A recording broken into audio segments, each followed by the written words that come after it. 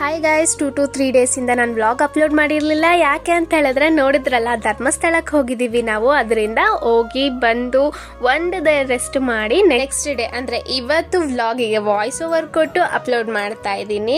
ನಾವೆಲ್ಲ ಧರ್ಮಸ್ಥಳಕ್ಕೆ ಹೋಗಬೇಕು ಅಂತ ಏನು ಅನ್ಕೊಂಡಿರಲಿಲ್ಲ, ಸಡನ್ ಪ್ಲಾನ್ ಆಗಿದ್ದೆ, ವರ್ಕ್ ಆಗೋದಲ್ವಾ, ಸೊ ಸಡನ್ ಪ್ಲಾನ್ ಮಾಡಿದ್ವಿ, ಹಾಗೆ ಹೋಗಿದ್ವಿ.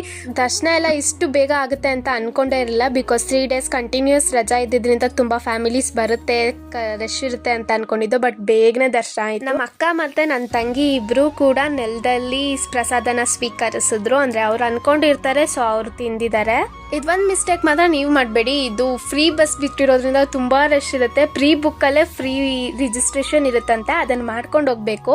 ನಮಗೆ ಗೊತ್ತಿರಲಿಲ್ಲ, ಫಸ್ಟ್ ಟೈಮ್ ಬಸ್ಸಲ್ಲಿ ಬಂದಿದ್ರಿಂದ ನಮ್ಗೇನು ಗೊತ್ತಿರಲಿಲ್ಲ, ಅದಕ್ಕೆ ಸ್ವಲ್ಪ ಕಷ್ಟ ಆಯ್ತು. ದರ್ಶನ ಎಲ್ಲ ಮುಗಿಸ್ಕೊಂಡು ಅಲ್ಲೇ ಮ್ಯೂಸಿಯಂಗೆ ಬಂದಿದ್ದು.